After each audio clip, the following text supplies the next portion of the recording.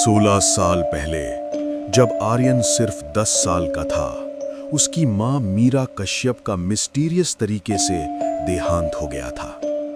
Police ने कहा था एक्सीडेंट, पर आर्यन के पिता पंडित विश्वनाथ कश्यप कभी ये बात नहीं माने। आर्यन के पिता खुद एक तांत्रिक पंडित थे। उन्होंने अपनी पूरी जिंदगी ये जानने में लगा दी कि उनकी पत्नी के साथ हुआ क्या था, पर कुछ पता चला उससे पहले 2 साल पहले उनका भी देहांत हो गया।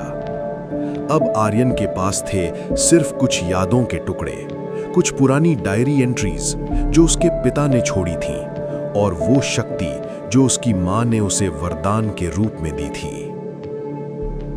16 नवंबर 2024 रात के 3 बजे आर्यन की नींद अचानक टूटी। पसीने में लथपथ दिल जोर जोर से धड़क रहा था।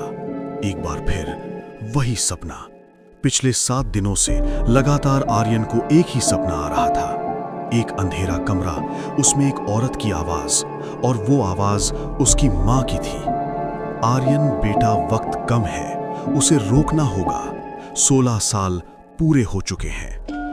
पर हर बार जब आर्यन उस औरत का चेहरा देखने की कोशिश करता, सपना टूट जाता। आर्यन ने अपने लैपटॉप की तरफ देखा। टाइम था 3:33 AM। ये टाइम, ये हर रात 3:33 बजे ही क्यों जागता था वो? उसने पानी पिया और खिड़की से बाहर देखा। दिल्ली की सड़कों पर सहम छाई थी। तभी आर्यन की आंखों में एक चमक आई। उसकी फोरसाइट पावर एक्टिवेट हुई। सिर्फ 5 सेकंड्स के लिए उसे दिखा। उसका फोन अभी बजने वाला था, एक अननोन नंबर से। और वैसा ही हुआ। 5 सेकंड्स बाद आर्यन ने फोन उठाया। दूसरी तरफ से आई एक बूढ़ी औरत की कांप देने वाली आवाज। आर्यन कश्यप जी, कौन बोल रहे हैं? मैं हूं सावित्री देवी, तुम्हारे पिता पंडित विश्वनाथ के बहुत पुरानी जानकार। मुझे तुमसे मिलना है, बहुत जरूरी है।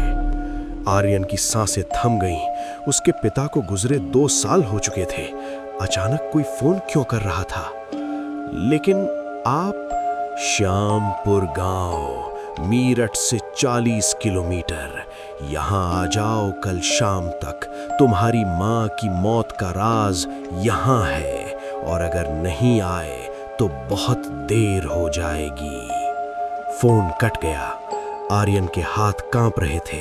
श्यामपुर? उसने ये नाम पहले सुना था, पर कहां? उसने अपने पिता की पुरानी डायरीज निकाली, वो डायरीज जो उनकी डेथ के बाद मिली थी। पन्ने पलटे पलटे और फिर मिल गया। 15 नवंबर 2008 श्यामपुर में एक अजीब घटना। 7 लोग एक ही रात में मरे। सब कहते हैं चुड़ैल का कमाल। मीरा को ये सब पता चला है।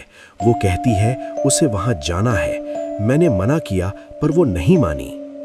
अगला पेज खाली था। उसके अगले दिन उसकी मां मर गई थी।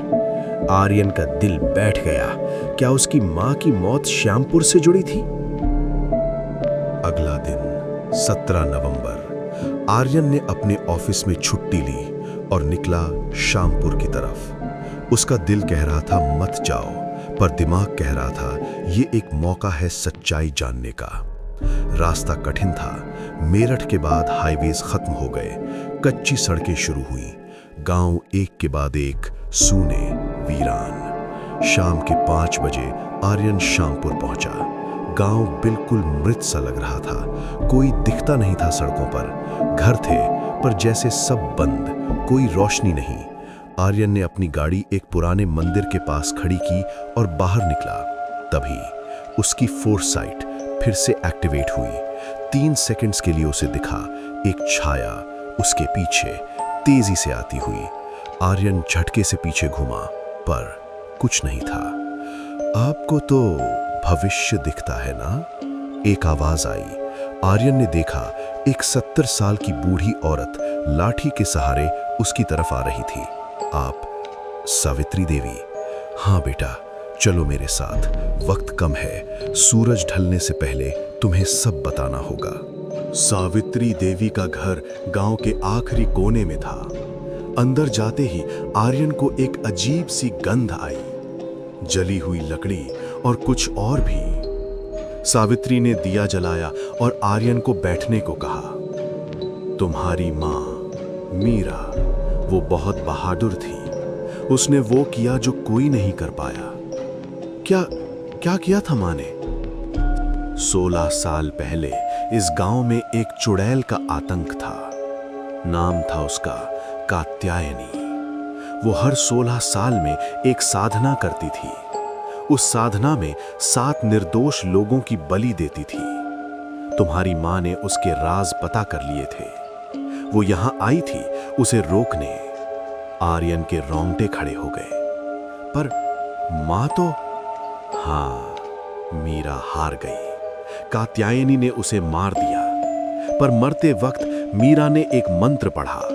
उसने कात्यायनी को इस गांव में कैद कर दिया। वो बाहर नहीं जा सकती थी। सिर्फ 16 साल बाद जब उसके अगली साधना का वक्त आएगा, तब वो फिर से ताकतवर होगी। सावित्री की आंखें आर्यन की तरफ घूमी। आज 16 साल पूरे हो गए हैं आर्यन। आज रात कात्यायनी फिर से साधना करेगी और इस बार वो तुम्हें चाहती है। मुझे? पर क्यों? क्योंकि तुम्हारी माँ ने तुम्हें वो शक्ति दी है जो कात्यायनी को चाहिए, भविष्य देखने की शक्ति। अगर वो तुम्हें हासिल कर ले तो वो अमर हो जाएगी, कोई उसे रोक नहीं पाएगा। आर्यन का दिमाग चकरा गया। ये सब इतना जल्दी, अनबिलीवेबल। तो मैं क्या करूं? सावित्री ने एक पुराना कड़ा निकाला, धातु का। उसमें कुछ यंत्र बने थे। ये तुम्हारी माँ का था। उसने मुझे दिया था तुम्हें देने के लिए अगर कभी जरूरत पड़े। ये पहन लो। ये तुम्हें कात्यायनी की शक्तियों से कुछ वक्त बचाएगा, पर सिर्फ कुछ वक्त। सावित्री ने आर्यन को कड़ा पहना दिया। तुम यहां से निकल जाओ अभी, जितनी जल्दी हो सके। सूरज ढल चुका है, रात होने वाली है। पर आर्यन नहीं हिला। नहीं, मैं जानना चाहता हूं मेरी मां की मौत की सच्चाई। ये कात्यायनी कौन है और मैं उसे कैसे रोक सकता हूं? सावित्री ने उसकी तरफ देखा। उसकी आंखों में था डर और उम्मीद दोनों। तुम्हारी मां जैसी बहादुरी है तुम में। ठीक है, फिर सुन लो सब कुछ। कात्यायनी कोई साधारण चुड़ैल नहीं है। वो एक तांत्रिक थी। 300 साल पहले उसने मौत को जीतने के लिए एक मंत्र सीखा। हर 16 साल में एक पूर्णिमा की रात वो 7 निर्दोष लोगों का खून लेती है और एक नया शरीर ढूंढती है। वो शरीर बदल कर जीती है। उसकी असली सूरत किसी ने नहीं देखी। तुम्हारी माँ ने पता लगाया था कि उस साधना को रोक सकते हैं। अगर उसे रोकना है तो उसका असल शरीर ढूंढना होगा। वो शरीर कहीं इस गांव में छुपा हुआ है, एक खतरनाक जगह पर। वो जगह कहाँ है? ये मुझे नहीं पता, पर तुम्हारी माँ ने कुछ सुराग छोड़े थे।